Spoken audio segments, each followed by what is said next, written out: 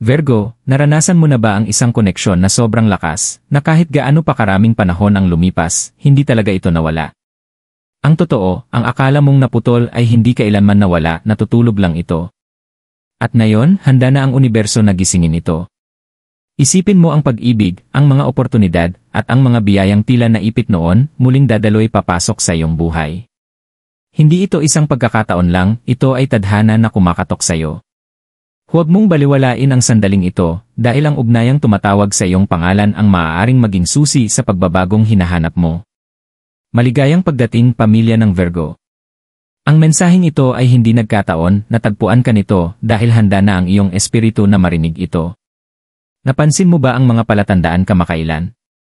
Yung mga panaginip na parang sobrang totoo ang biglaang kilabot sa iyong balat, ang mga alaala ng isang taong akala mong nawala na magpakailanman. Ito ang mga bulong ng universo na nagpapaalala sa iyo na buhay pa ang ugnayang daladila mo. Ayon sa karunungang Filipino, wala nang tunay na nakalaan para sa iyo ang mawawala kailanman. Ang nakatadhana, babalik at babalik. Ang akala mong katahimikan ay isang paghinto lang, at ang inakala mong wakas ay isang pusong nagpapahinga na naghihintay gumising. Sa paglalakbay na ito, tuklasin natin kung bakit hindi namatay ang ugnayang ito, bakit natutulog lamang ito, at paano inihahanda ng tadhana na dalhin muli ito sa iyong landas. Manatili hanggang sa dulo dahil hindi pa tapos ang iyong kwento. Mga palatandaan na hindi kailanman naputol ang ugnayan. Virgo, magsimula tayo sa katotohanan, ang mga ugnayang nakasulat sa tadhana ay hindi nawawala. Maaaring humina ito sa ingay ng pang-araw-araw, maaaring magtago sa likod ng katahimikan, pero sa kailaliman, nananatili itong buo. Nag-iwan ang universo ng mga palatandaan, at napapansin ito ng iyong espiritu. Nananaginip ka ba ng isang tao mula sa iyong nakaraan? Napakatotoo na paggising mo'y mabilis pa rin ang tibok ng iyong puso. Ang mga panaginip ay hindi basta-basta. Sa paniniwalang Filipino, mga mensahe mula sa kaluluwa ang mga ito, paalala na buhay pa rin ang koneksyon ng dalawang espiritu kahit pa pinaghiwalay ng distansya. Ang paulit-ulit na panaginip o panaginip na sobrang totoo, madalas paraan ng universo para sabihin, hindi pa tapos ang ugnayang ito. May mga kilabot din nakaupo ka ng tahimik, siguro sa kalagitnaan ng araw, at biglang dumampi sa balat ang isang alon ng enerhiya. Biglang bumalik ang goosebumps ng walang malinaw na dahilan. Sa ating kultura, madalas itong palatandaan na may nag-isip sa iyo o tumawid lang ang iyong espiritu sa kanilang landas. Ito ang di nakikitang sinulid na humihila sa iyo, nagpapaalala na may umiiral na bagay. Napapansin mo ba ang mga paulit-ulit na numero, 11 oras 11 minuto sa orasan, 2 oras 22 minuto sa resibo, o 3 oras 33 minuto kapag bigla kang nagigising sa gabi? Ang mga sinkronisidad na ito ang wika ng universo. Lumilitaw sila kapag naaktibar ang koneksyon, kapag sinusubukang kunin ng enerhiya ang iyong pansin. Para sa Virgo, hindi lang basta pattern ang mga numerong ito, mga cosmic code ang mga iyon, patunay na sumasabay ang tadhana sa iyo. Kahit sa pinakamaliit na detalye, nagpapakita ang ugnayan. Biglang tumugtog ang isang kanta sa radyo at bumalik ka sa isang alaala. Dumaan ang isang amoy na nagpapaalala ng sandali na inakala mong nakalimutan na. O baka may pangalang palagi ang lumilitaw, sa usapan, o habang nag-scroll ka lang. Hindi ito aksidente. Ito ang bulong ng universo, tumingin ka ng mas malapitan. Narito pa rin ang ugnayan. Virgo, ang pusong Filipino ay mahusay sa katotohanan ito, kung para sa iyo, babalik yan. Kung nakalaan para sa iyo ang isang bagay, wala kahit gaano katagal na katahimikan, distansya, o panahon ang makakabura nito. Ang mga palatandaang nararamdaman mo ang patunay. Hindi naputol ang ugnayan. Natutulog lang ito, tahimik at matiisin, hanggang sa sandaling handa ka nang maramdaman muli. At ngayon, Virgo, dumarating na ang sandaling iyon. Nagsimulang gumalaw ang universo sa natutulog na enerhiya, at ang bawat palatandaang nararamdaman mo ay simula pa lamang ng mas malaking bagay na malapit ng magbukas. Bakit ito natutulog? Virgo, maaaring itanong mo sa iyong sarili, kung ganoon kalakas ang ugnayan, bakit ito humina? Bakit parang katahimikan lang ang natira, na parang wala nang naiwan? Ang sagot ay hindi nakasalalay sa pagtatapos, kundi sa tamang oras. May sariling ritmo ang tadhana, at minsan, kahit ang pinakamakapangyarihang ugnayan ay kailangang magpahinga. Isipin mo ito na parang binhi. Kapag itinanim, nawawala ito sa ilalim ng lupa. Sa mata, parang walang nangyayari. Pero ang totoo, may banal na bagay na umuusbong sa dilim, naghahanda para sa tamang sandali ng pamumulaklak. Ganyan ang nangyari sa iyong koneksyon. Hindi ito namatay, inalagay lang ito sa isang panahon ng pagtulog upang sa pagbabalik, mas malakas itong sisibol. Madalas na kailangan ng buhay ng mga paghinto. Maaaring dumaraan kayo ng taong ito sa kanya-kanyang hamon, personal na pag-unlad, pagpapagaling ng sugat, o pagkatuto ng mga aral na mauunawaan lamang sa katahimikan. Kailangan munang tumabi ang ugnayan habang pareho kayong nagiging taong kailangan niyong maging. Sa karunungang Filipino, ito ang tinatawag na tamang panahon. Maaari nating naisin ang isang bagay ngayon, pero hawak ito ng tadhana hanggang maging handa ang panahon. Pinoprotektahan din ng universo ang mga bagay na banal. Kung ipinilit ang ugnayan sa maling oras, maaari itong tuluyang mabasag. Sa pamamagitan ng pagpapahinga rito, tiniyak ng universo ang kaligtasan nito. Inilagay ito sa isang ligtas na lugar, hindi nakikita, pero hindi kailanman nawala. Minsan, Virgo, napagkakamalan ng mga tao ang katahimikan bilang pagtanggi. Pero maaari rin itong maging kalasad. Isa itong yugto kung saan pinatitibay ang inyong mga puso ng magkahiwalay upang sa pagbabalik, malinaw at buo ang inyong pagkikita. Ang inakala mong pagkawala ay paghahanda lamang pala. Maaaring naaalala mo ang mga sandaling muntik ka ng kumontak, o muntik na rin silang bumalik, pero may pumipigil. Hindi iyon kahinaan. Iyon ay banal na oras na bumubulong, hindi pa ngayon. Maghintay ka. Hindi pa tapos ang ugnayan, ngunit hindi pa ito handang bumangon. Sabi nga ng matatanda, kung hindi pa oras, kahit pilitin mo, hindi magtatagumpay. Pero kapag oras na, wala nang makakapigil dito. Virgo, hindi kailanman naputol ang ugnayan. Inilagay lang ito sa mga kamay ng panahon, pinatulog, pinaghintay, at pinahinga. At ngayon, habang lumalakas ang mga palatandaan, sinasabi ng universo sa iyo, tapos na ang panahon ng pagtulog. Ang ugnayan ay muling gigising, handang bumalik sa iyong buhay. Ang enerhiya sa pagitan nyo. Virgo, tingnan natin ng mas malalim ang di nakikitang sinulid na nag-ugnay sa iyo at sa taong ito. Kahit nasa katahimikan, kahit magkahiwalay ang distansya, may enerhiya sa pagitan nyo na tumatangging maglaho.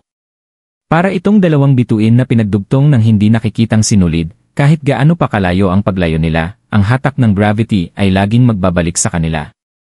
Kapag iniisip mo sila, nararamdaman mo ba minsan ang biglaang alon ng damdamin, kaligayahan, lungkot, pananabik na parang hindi galing sa puso mo mismo? Iyan ang ugnayan na nagsasalita. Ang enerhiya ay tumatawid ng distansya, at ang ugnayang ibinabahagi ninyo ay nagpapadala ng mga etyo mula sa isang kaluluwa papunta sa isa pa. Nararamdaman mo ang kanilang hindi sinasabing mga salita, ang kanilang nakatagong emosyon, kahit nananatili silang tahimik. Maraming Virgo ang naglalarawan nito bilang isang uri ng pag-aaninag ng pagkabalisa. Sinusubukan mong magpatuloy, nagfo-focus ka sa iba pang bagay, pero bigla na lang pumapasok ang isip mo sa kanila. Sa una, baka inakala mong ito ay kahinaan o pagkakabit. Pero sa katotohanan, paraan iyon ng ugnayan para ipaalala, narito pa ako. Hindi pa ako naputol. At paano naman sila? Gumagana rin ng dalawang paraan ang enerhiya. Gaya ng nararamdaman mo ang kanilang presensya, nararamdaman din nila ang sayo. Maaaring hindi nila ito aminin, o kahit tanggihan pa nila, pero sa kailaliman, hindi nila kayang takasan ang tahimik na hatak ng iyong espiritu. Sa paniniwalang Filipino, tinatawag itong tibok ng puso, ang pintig ng kaluluwa na hindi mapatahimik. Kadalasan, nagpapakita ang enerhiya sa mga sandali ng sinkronisidad. May isip mo sila at bigla silang lalabas online. May isip mo kung kumusta na sila at kinabukasan maririnig mo ang pangalan nila sa isang random na usapan. Hindi ito mga aksidente. Ito ang mga alon ng enerhiya na nagtatagpo, nagpapatunay na buhay pa rin ang koneksyon. Virgo, ang iyong analytical na likas ay minsang sinusubukang ipaliwanag ang lahat sa pamamagitan ng lohika. Pero hindi lahat ng katotohanan ay mailalarawan ng rason. May mga katotohanan na nararamdaman, hindi nakikita. Ang enerhiya sa pagitan mo at ng taong iyon ay isa sa mga katotohanang iyon. Ito ay kabilang sa larangan ng espiritu, hindi ng isip. Pinapatibay rin ng tarot ang enerhiyang ito. Ang mga baraha na kumakatawan sa mga ugnayan, gaya ng The Lovers, mga magkasintahan, Two of Cups, at Six of Cups, ay madalas lumalabas sa mga reading para sa Virgo sa panahong ito. Ito ay mga palatandaan ng isang koneksyon na lampas sa ibabaw, lampas sa pansamantalang katahimikan. Ipinapakita nila ang pagmamahal, ugnayan, o isang espiritual na kontrata na naisulat bago pa man kayo nagtagpo sa buhay na ito. Kaya hindi nakakagulat na halos imposible itong kalimutan. Hindi ito obsessions, ito ay pagkilala. Nakikilala ng iyong kaluluwa ang kanila, at nakikilala rin ng kanilang kaluluwa ang sayo. Kahit gaano pa katagal ang lumipas, ang pagkilalang iyon ang lumilikha ng agos ng enerhiya na hindi kailanman nawawala. Itinuturo ng karunungang Filipino na kapag ang mga espiritu ay pinagdugtong ng tadhana, palaging magkakaroon sila ng paraan para muling magtagpo sa buhay ng isa't isa. Minsan kakailanganin nito ng panahon ng paglago ng magkahiwalay. Minsan dadaan sa pagsubok, pati sakit. Pero kapag totoo ang ugnayan, walang distansyang makakabisang magbura nito. Virgo, damhin mo ang katotohanan na ito, ang enerhiya sa pagitan nyo ay buhay, umaagos, at humihigpit pa. Ang katahimikan ay hindi kailanman walang laman, ito ay isang paghinto sa musika. At ngayon, muling itinaas ng universo ang kamay nito, handang ipagpatuloy ang melodya. Ang pagbabalik ng koneksyon. Virgo, ngayong nauunawaan mo na kung bakit natulog lamang ang ugnayan, at kung paano nanatiling buhay ang enerhiya sa pagitan nyo, tingnan naman natin ang susunod na hakbang, ang pagbabalik. Hindi ginigising ng universo ang natutulog na enerhiya ng walang dahilan. Kapag lumalakas na ang mga palatandaan, kapag paulit-ulit na ang mga sinkronisidad, ibig sabihin nito'y inihahanda na ng tadhana ang landas. Para sa iyo, Virgo, ang landas na ito ay patungo sa muling pagmulat ng isang koneksyon na minsang inakala mong nawala. Marahil nararamdaman mo na ito. Ang kakaibang pakiramdam na may paparating na pagbabago. Ang biglaang pagnanais na balikan ang mga lumang alaala. O kahit ang malalim na kapayapaan sa iyong espiritu, na para bang may bumubulong mula sa loob mo, babalik na ito. Hindi ito guni-guni. Mga palatandaan ito. Hindi palaging dumarating ang pagbabalik sa paraan na inaasahan mo. Maaaring hindi ito magsimula sa engrandeng kilos o sa isang dramatikong muling pagkikita. Minsan, nagsisimula ito ng tahimik sa isang simpleng mensahe, isang hindi inaasahang pagkikita, o isang senyales na tila karaniwan. Ngunit tandaan, Virgo, madalas nakatago ang pambihira sa karaniwan. Gumagana ang universo sa pamamagitan ng mga banayad na hakbang, unti-unting inaayon muli ang dalawang kaluluwa. Mapapansin mong may mga pagkakataong kusa kayong napapalapit. Isang kaibigang muling nag-ugnay sa inyo. Isang pagtitipo ng pamilya na nagdadala sa inyo sa iisang lugar. O isang abiso mula sa teknolohiya na nagbabasag ng katahimikan ng hindi inaasahan. Hindi ito aksidente. Mga sinulid ito ng tadhana na muling naghahabi sa inyong dalawa. Para sa ilang Virgo, maaaring magsimula muna ang pagbabalik sa mga panaginip bago sa realidad. Maaari mong makita sila sa iyong pagtulog, nagsasalita ng mga salitang hindi pa nila nasasabi. Ito ay ensayo ng espiritu, isang paghahanda bago sumunod ang pisikal na mundo. Sa paniniwalang Filipino, ang mga panaginip ay mga mensahero.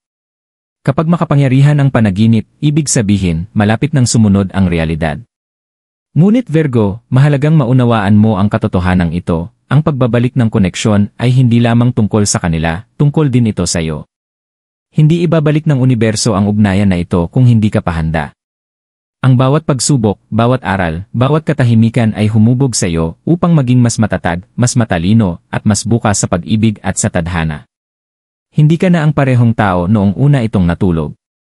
At gayon din sila. Kaya ngayon posible na ang pagbabalik.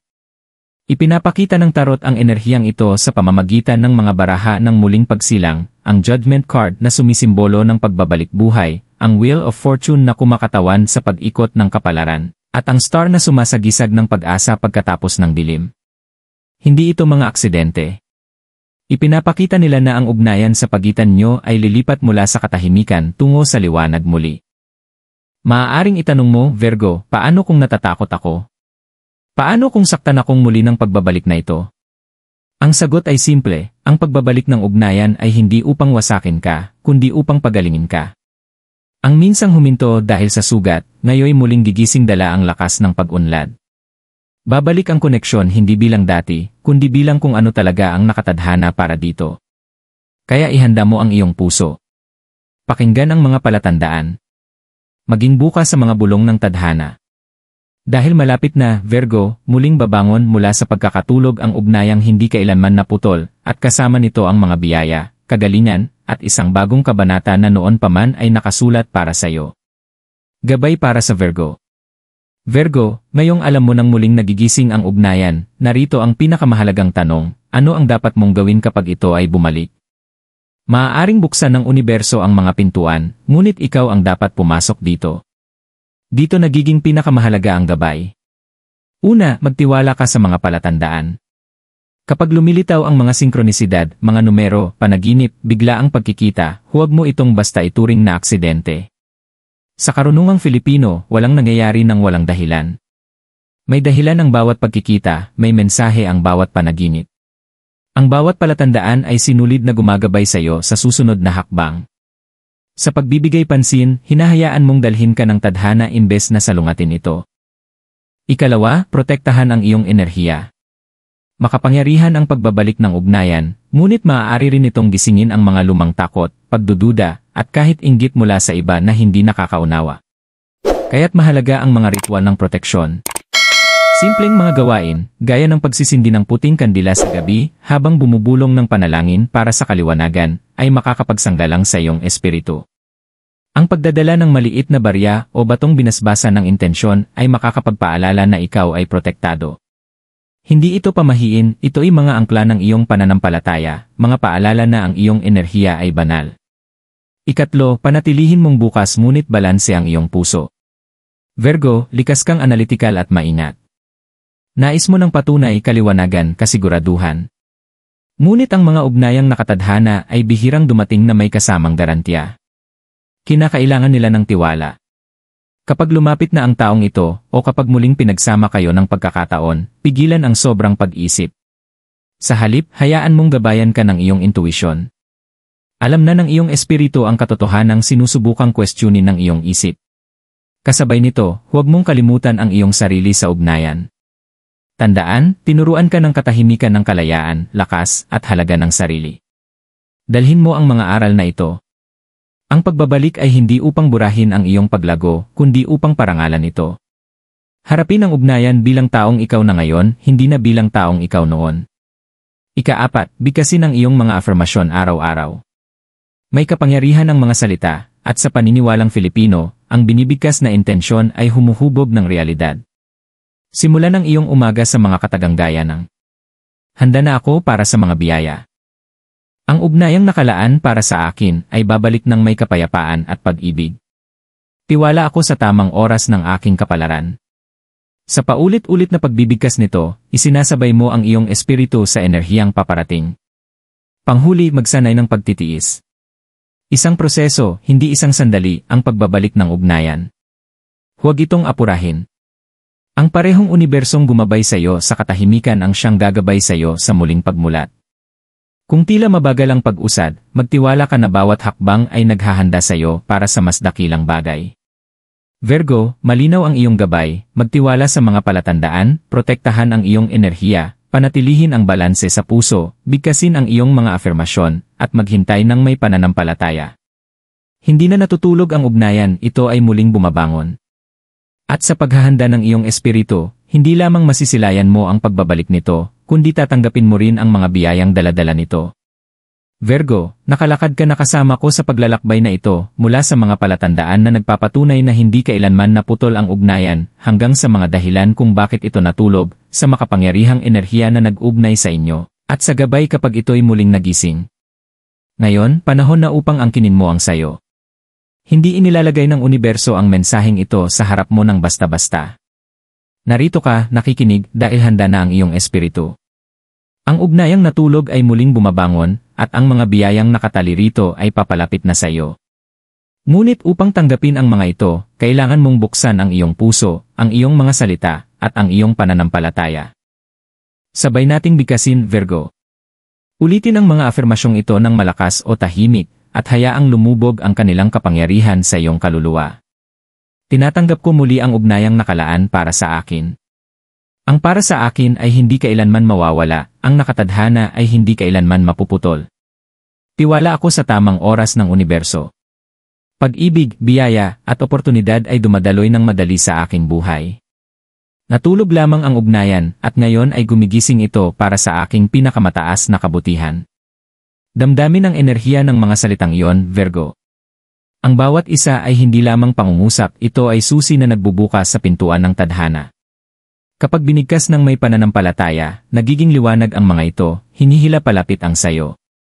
Pinaalala ng karunungang Filipino, ang nakalaan sayo, babalik yan. Ang nakatadhana ay laging babalik. Hindi mo kailangang habulin, pilitin, o ipagsumamo. Ang tanging tungkulin mo ay ihanda ang iyong puso at angkinin ang iyong lugar sa agos ng mga biyaya. Ang ugnayang minsang inakala mong nawala ay hindi lamang basta babalik, ito ay muling babangon, maghihilom, at magiging mas makapangyarihan kaysa dati. Kaya huminga ka ng malalim, Virgo. Bitawan ang takot na ulit ang nakaraan. Ang katahimikan ay hindi kaparusahan, ito ay paghahanda.